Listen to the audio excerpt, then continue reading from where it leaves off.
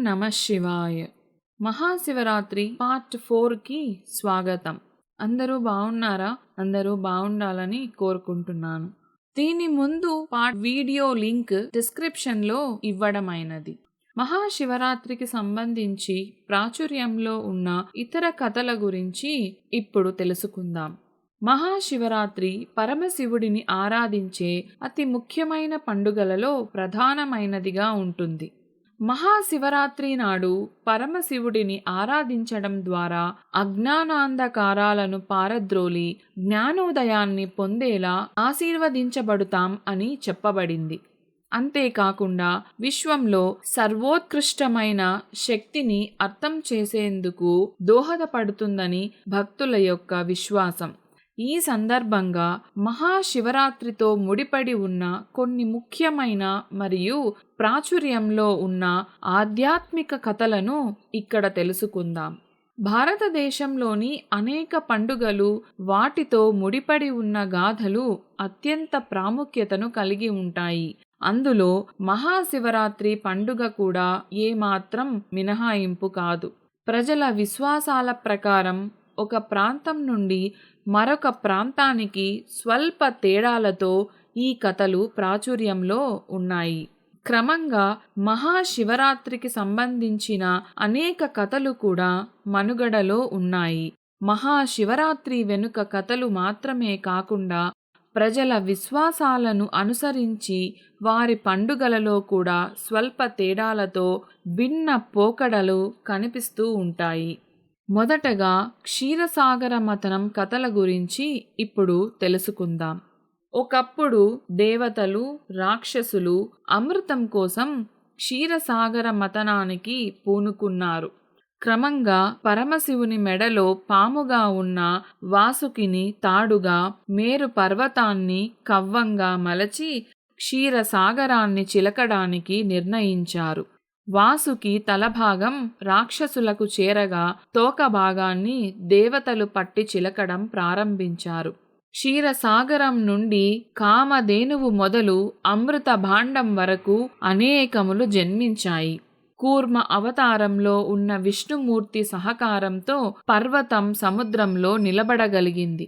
కానీ రాక్షసుల పట్టు క్రూరంగా ఉన్న కారణం చేత వాసుకి నోట కాలకూట హలాహల విషం ఉద్భవించింది. క్రమంగా ప్రపంచమంతా ఆ విషానికి అల్లకల్లోలం కావడం ప్రారంభించింది. అప్పుడు దేవతలందరూ పరమశివుని శరణు వేడుకోగా పరమశివుడు ఆ విషాన్ని సేవించడం ప్రారంభించాడు. విష్ణుమూర్తి సహాయంతో గొంతు దిగకుండా విషాన్ని కంఠంలోనే ఆపగలిగాడు శివుడు.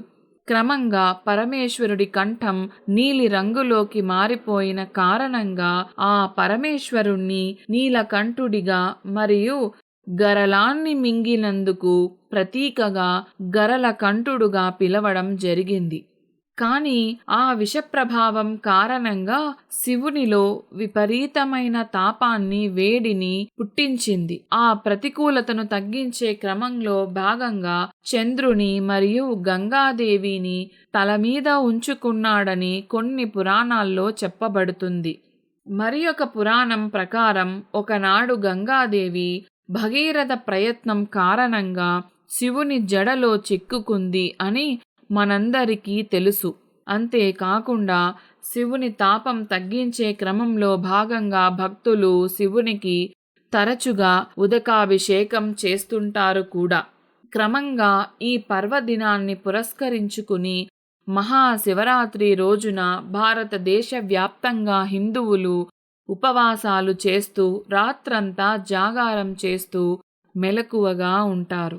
అంతేకాక ఈ శివరాత్రి పర్వదినాన్ని పురస్కరించుకుని ఎంతోమంది భక్తులు పరమేశ్వరుని ప్రధాన ఆలయాలు, అలాగే ఆ పరమశివుని 12 జ్యోతిర్లింగ క్షేత్రాలను సందర్శిస్తూ ఉంటారు. ఈ శివరాత్రి పర్వదినం సందర్భంగా శివుని యొక్క పుణ్యక్షేత్రాలు అన్ని భక్తులతో కన్నుల పండువగా మారిపోతాయి. అలాగే పరమశివుని కుటుంబానికి సంబంధించిన దేవుళ్ళ ఆలయాలు మరియు శక్తి పీఠాలు కూడా భక్తులతో కిక్కిరిసిపోయి ఉంటాయి. మన రాష్ట్రంలో కూడా అటువంటి ప్రధాన శివాలయాల్లో శ్రీకాళహస్తి, కోటప్పకొండ వంటివి ఎంతో ప్రాముఖ్యతను సంతరించుకున్నటువంటి దేవాలయాలు. వీటితో పాటు పంచారామాలు కూడా ఎంతో ప్రసిద్ధి చెందినవిగా ఉన్నాయి. అవి వరుసగా అమరారామం, ద్రాక్షారామం, క్షీరారామం, కుమారరామం, భీమరామం ఇవి పంచరామాలుగా చెప్పబడుతున్నాయి. కొంతమంది భక్తులు సంవత్సరంలో జ్యోతిర్లింగాలను మరి ఒకసారి పంచారామాలను దర్శనం చేసుకుంటూ తీర్థయాత్రలకు వెళుతూ ఉంటారు. ముఖ్యంగా ఈ శివరాత్రి ముందు రోజులలో ఎంతో మంది భక్తులు పరమశివుని దర్శనార్థం కోసం ఈ ప్రఖ్యాతిగాంచినటువంటి దేవాలయాలను సందర్శించుకోవటం మనం చూస్తూ ఉంటాము.